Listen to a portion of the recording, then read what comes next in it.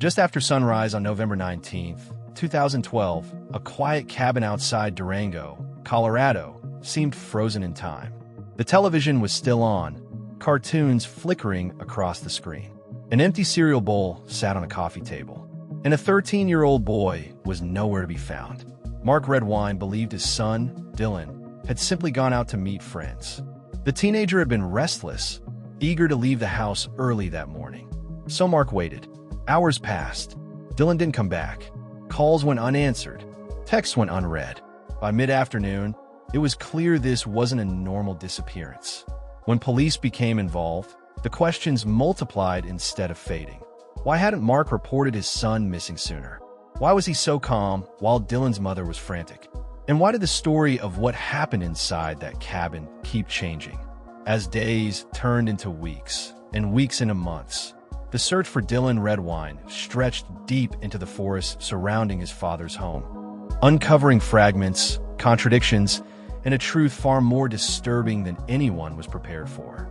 This wasn't just the story of a boy who vanished. It was the story of what may have happened behind closed doors, and the horrifying secret that followed Dylan into the woods. Support the channel by liking the video, sharing your thoughts in the comments, and subscribing for more stories. It truly helps. Thank you. Let's dive into today's case.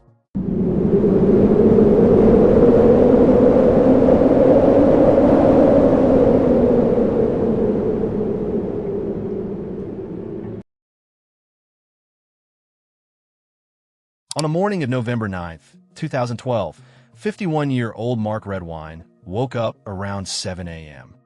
As he stepped into the living room, he noticed his 13-year-old son, Dylan, asleep on the couch. Mark knew Dylan had plans to meet friends early that day, so he tried to wake him. But Dylan brushed him off, saying he wanted to keep sleeping and wasn't going anywhere. Mark left his son alone and went about his errands. When he returned home around 11:30 a.m., Dylan was gone. An empty cereal bowl sat on the coffee table, and cartoons played quietly on Nickelodeon, as if the boy had left in a hurry. Mark searched the house and realized Dylan's backpack, cell phone, and fishing rod were missing too. It seemed Dylan had eventually woken up and rushed out to meet his friends, forgetting even to turn off the TV. Assuming everything was normal, Mark decided to lie down for a short nap. He fell asleep on the couch and woke up around 1:30 p.m., but Dylan still hadn't come home. Growing uneasy, Mark grabbed his phone and called his son. The call went unanswered. The phone appeared to be out of network coverage.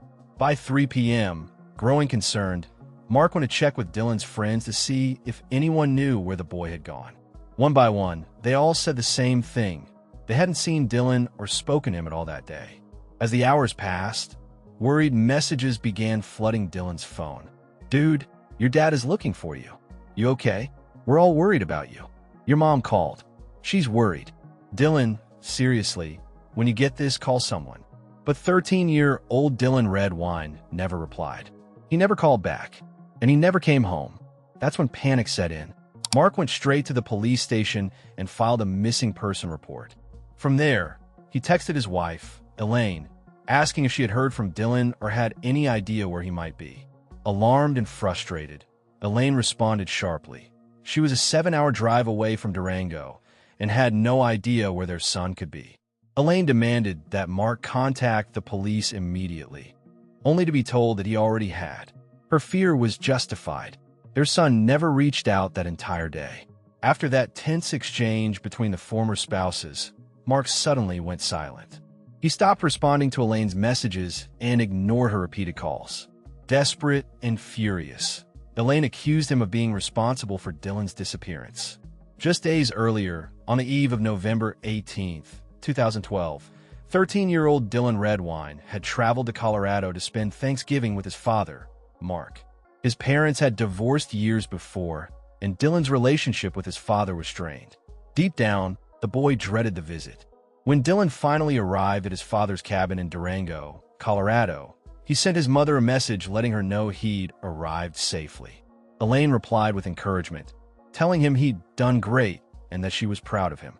Tragically, that message would be the last time she ever heard from her son. Dylan Redwine was born on February 6, 1999, to Elaine and Mark Redwine. He grew up alongside two older brothers, Corey and Brandon. Brandon was his half-brother, Mark's son from a previous marriage. At 13 years old, Dylan was described as a typical, easygoing teenager. He loved playing baseball, spending hours on video games, riding his bike, and hanging out with friends. He stayed out of trouble and wasn't known to keep bad company. Dylan's father, Mark, worked as a long-haul truck driver. Because of the demands of his job, he was often away from home, a reality that strained not only his marriage, but also his relationship with his children. In 2007, after 18 years together, Elaine decided to leave him. What followed was a long, bitter divorce. The former couple fought over property and custody, and the process left deep scars.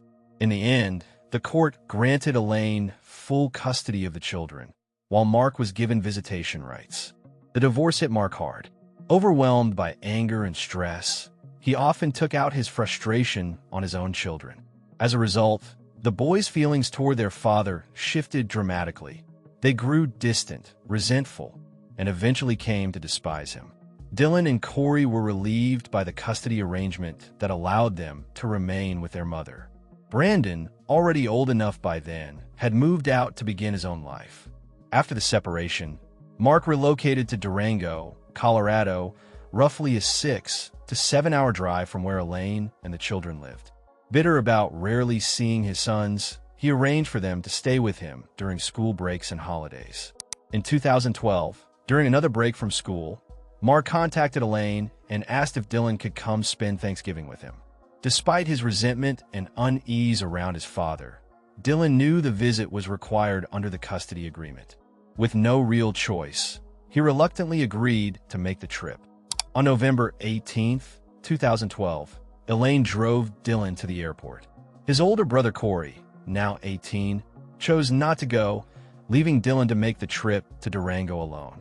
The boy was anxious, not just because of his father's volatile temper, but also because Mark lived in a secluded cabin deep in the forest. There was little to do there, far from town. Dylan's only comfort was knowing that a couple of his friends lived nearby. Mark met Dylan at the airport that day. Together, they stopped at a grocery store, then picked up fast food on the way back to the cabin and ate dinner at home. That very first evening, Dylan asked his father if he could spend the night at a friend's house. He clearly wanted to spend more time away from the cabin and less time alone with his father. But Mark refused. Determined to escape the cabin, Dylan made plans to meet his friends at 6:30 a.m. He was so eager to get out of the house that he was prepared to stay up all night if he had to. Less than 24 hours after arriving in Durango, the teenager vanished. Elaine was frantic. Dylan hadn't contacted her, and Mark was refusing to answer her calls. Terrified, she and her older son, Corey, got into the car and drove straight to Durango. They arrived late that night, and Elaine went directly to the police station. Accompanied by several officers, she then headed to Mark's cabin to learn more about the disappearance and search the property. Inside, they found Mark asleep, as if nothing were wrong. The house was dark, with no lights on, while his family and law enforcement were desperately searching for Dylan. Despite an initial search, detectives found no immediate clues pointing to where the boy might have gone. They began piecing together the timeline instead. Police confirmed that Dylan had arrived in Durango. Airport surveillance footage showed him landing. Additional footage captured Dylan and his father shopping for groceries and later stopping at McDonald's. Police took a closer look at Mark's movements on the morning Dylan disappeared. Between 8:30 and 11:30 a.m., Mark claimed he had been out running errands. Records confirmed that he stopped at his company's accounting office to pick up his paycheck, then went to his divorce attorney's office, where he mailed a child support check to his ex-wife, Elaine. Mark told investigators he believed Dylan had either gone fishing in a nearby lake or walked through the forest to visit a friend.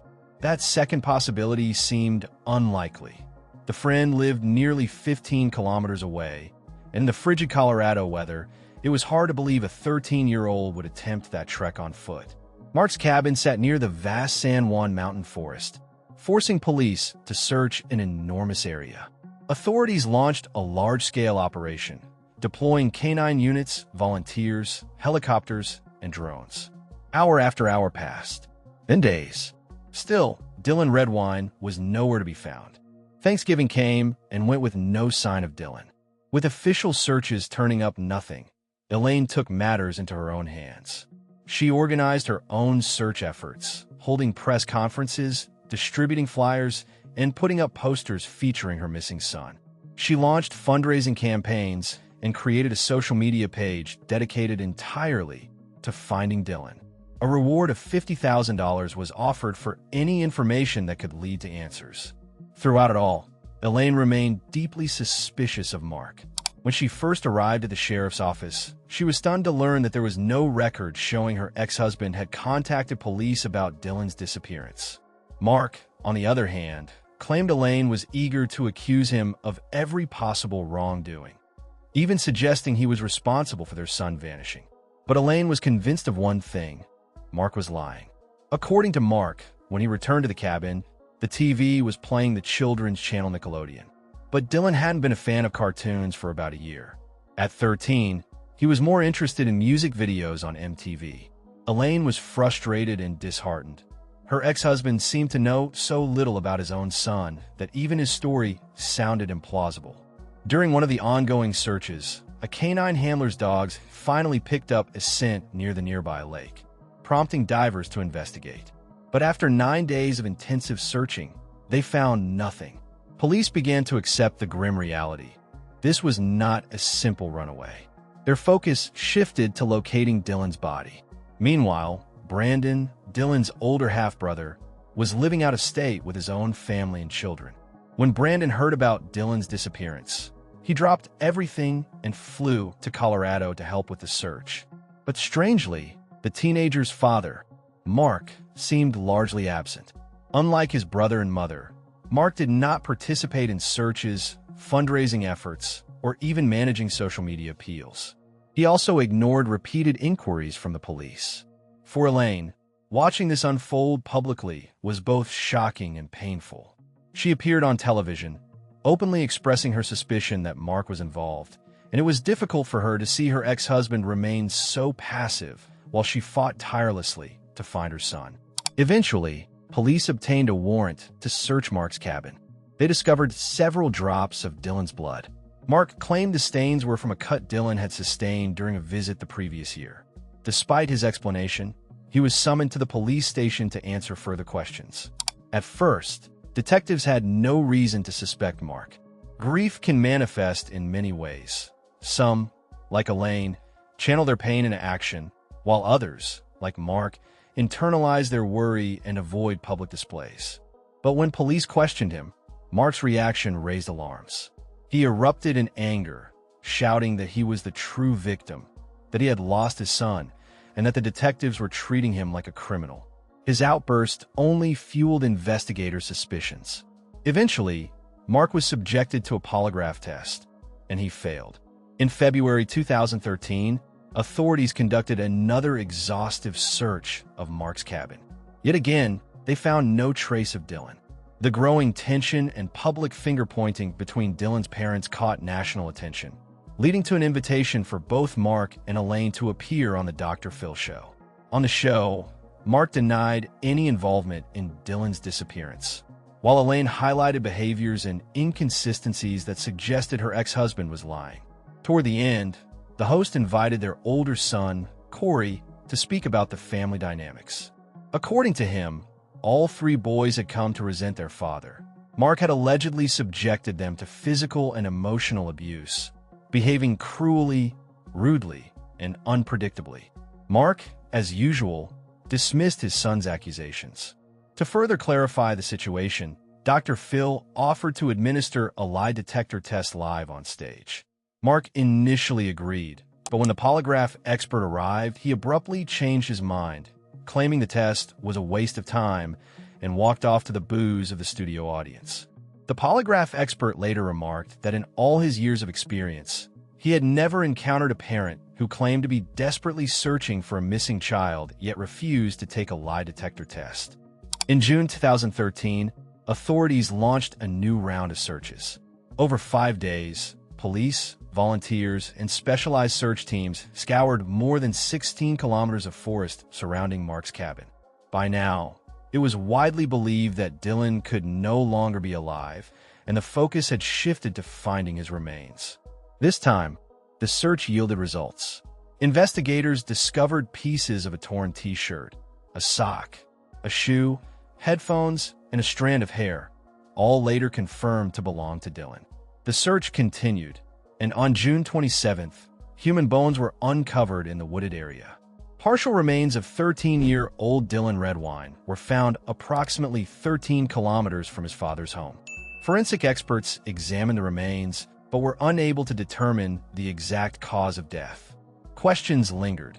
Had Dylan fallen victim to a wild animal, or had he suffered at the hands of another human? In the spring of 2014, Mark Redwine contacted a reporter claiming he was on the verge of a breakdown and planned to check himself into a psychiatric hospital. He said he felt besieged by persecutors and haters, and alleged that Elaine had driven past his house shouting that he was a murderer. Soon after, Elaine obtained a restraining order against Mark, citing concerns not only for her own safety, but also for that of her other two sons, Corey and Brandon. She recounted that during their 18-year marriage, Mark had at times displayed aggression and even become physically violent. The boys had always taken their mother's side. By August 2015, nearly a year later, Mark Redwine was officially named the prime suspect in Dylan's death. Investigators pointed to serious inconsistencies in his statements and noted his unusual behavior throughout the investigation. Then, on November 1st, 2015, a biker riding along a remote road stumbled upon a human skull roughly 1.5 kilometers from the site where Dylan's other remains had been found. Forensic analysis confirmed that the skull belonged to Dylan Redwine, bringing a grim closure to the search for his body. During the examination, the pathologist discovered a fracture on Dylan's skull above the left eye, as well as blunt force trauma to the back of his head. Previously, Mark had claimed that Dylan had gotten lost in the forest and been attacked by wild animals. The medical examiner dismissed this theory, confirming that the injuries had clearly been inflicted by a human, even though some of the earlier found remains had shown animal tooth marks. Mark then suggested that an unknown person had kidnapped Dylan, killed him, and left the bones near his cabin. Investigators quickly rejected this idea, stating that there was no evidence to support a kidnapping. It simply didn't fit the facts. Undeterred, Mark concocted yet another explanation. He insisted that Dylan had gotten lost in the forest and had been accidentally shot by a hunter. So convinced was he of this scenario that he filmed his own investigation, demonstrating how a hunter's bullet could have struck the boy. He even posted the video on social media, attempting to sway public opinion. Everyone was stunned. Mark seemed to be the only one constantly spinning new theories, yet he had never taken part in the searches. The forensic evidence was clear. Dylan's skull had been fractured by a blunt object. If a gun had been involved, there would have been a bullet hole, but there wasn't. Despite these grisly findings, the investigation was stalled, making progress painfully slow. Desperate and frustrated, Elaine took drastic action. She organized a rally outside Mark's cabin, gathering supporters to pressure her ex-husband to cooperate with the police and help bring justice for Dylan. Having lost her son, Elaine poured everything into finding him, raising funds, speaking to the press, coordinating searches, while her ex-husband, who held crucial knowledge, stayed home, spinning improbable stories. Many observers, however, criticized her methods, calling her actions excessive. In the summer of 2017, after 5 grueling years of investigation, authorities finally had enough evidence to arrest Mark Redwine. He was officially charged with the murder of his son and child abuse resulting in death. By this time, Mark had relocated from Colorado to Washington, D.C. Tired of the relentless rallies outside his cabin organized by Elaine, Mark was arrested at his workplace. In August 2017, he pleaded not guilty to the charges. Elaine, however, was not surprised. Mark had never accepted responsibility, even in the face of mounting evidence. The trial itself faced repeated delays and did not begin until 2021. It had been postponed more than 10 times for various reasons. First, Mark's lawyer was arrested on domestic violence charges, forcing him to find new representation. Then the COVID-19 pandemic caused widespread court delays, further pushing back proceedings. The new lawyer's conflicts caused further delays, but in 2021, a trial date was finally set. That's when the truly horrifying details began to emerge. The prosecution argued that Mark had killed Dylan by striking him on the back of the head with a heavy object. Dylan had fallen to the living room floor during the attack, suffering a fracture to his brow ridge. Following the killing, Mark allegedly dismembered his son's body, loaded the remains into the bed of his truck, and scattered them throughout the forest. Forensic dogs detected human remains in the truck bed, on Mark's clothing, and in the living room. Using ultraviolet lights and luminol, investigators also uncovered bloodstains throughout the house, on the floor, couch, coffee table, and even under the rug. It was becoming increasingly clear that Mark had killed his son. Yet a chilling question remained. What could drive a father to commit such a crime against his own child? Then, Dylan's older brother, Corey, took the stand to testify. Corey testified that about a year before Dylan went missing, he and his brother had accompanied their father on a long-haul trucking trip. Dylan and Corey sat in the back seat, passing the time by watching videos on their father's laptop. At one point, they decided to browse through the photo gallery, and what they found shocked them to their core. The brothers immediately closed the laptop and waited until they returned home. Once inside, they locked themselves in the bathroom and secretly photographed the images with their cell phones. The pictures revealed Mark in highly disturbing and bizarre situations. His face covered in bright red lipstick and blush, wearing a red bra and a blue lace top, and an adult diaper filled with human feces. In some images, he was seen licking the contents of the diaper or putting it into his mouth. Both brothers were horrified and struggled to comprehend how an adult could willingly engage in such acts. At the same time, they understood they couldn't share what they had seen with anyone. After all, Mark was their father. Dylan was only 12 at the time, and the shocking images on his father's laptop left a deep mark on his young mind.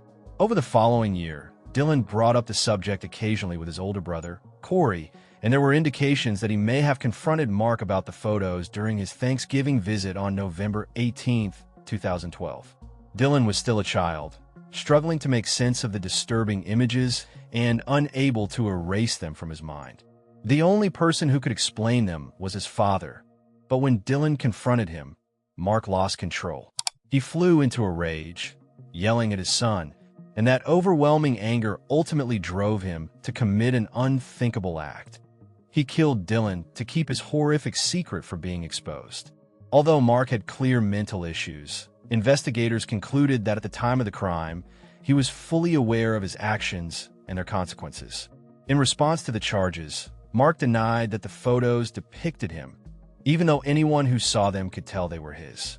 He went further, accusing his ex-wife, Elaine, of digitally altering images, claiming she had used Photoshop to attach his face to online photos in order to frame him. Regarding Dylan's remains found in the forest near his cabin, Mark insisted that a kidnapper had deliberately planted the bones to make him appear guilty. The prosecution called Mark's first wife, Betsy, as a witness. She had been married to him for 6 years and had a son, Brandon. Betsy testified about a turbulent marriage filled with arguments, shouting, and insults. During their divorce, Mark had allegedly threatened her, saying he would rather kill Brandon than give him custody. This threat likely explains why Brandon was ultimately raised in Elaine and Mark's household. Brandon also took the stand against his father. He testified that throughout his life, he had never seen Mark cry, show nervousness, or display any sense of worry or remorse. It was as if Mark was indifferent to what had happened, or could happen, to his youngest son, Dylan. Mark's defense team attempted to dismiss the evidence, arguing that the compromising photos had no connection to the case and were publicized solely to tarnish his reputation. The lawyer claimed that Mark was never a suspect until Elaine allegedly spread rumors and turned public opinion against him. The defense also suggested that Dylan might have died from an attack by a wild animal. But forensic evidence clearly showed that the boy's death resulted from violent human actions. Witnesses testified that just days before the search, Mark had been seen on the very road where Dylan's remains were later discovered. After 6 hours of deliberation, the jury reached a verdict. Mark Redwine was found guilty of second-degree murder and child abuse resulting in death. Mark was sentenced to 48 years in prison. While not technically a life sentence, given that he was 59 at the time, the term effectively ensured he would spend the remainder of his life behind bars. When the sentence was read, Mark showed no visible emotion, staring blankly ahead. Even today, some people continue to believe that Mark Redwine is innocent, arguing that Dylan's death had no connection to the explicit photos and that the details of Mark's private life should never have been publicly exposed. However, the court concluded that the father's hidden secret was the primary motive for the murder of his own son. Thanks for listening to Bleak True Crime. If you're fascinated by real-life mysteries and chilling cases from around the world, explore our channel for more in-depth true crime stories. Hit subscribe so you don't miss our next gripping investigation.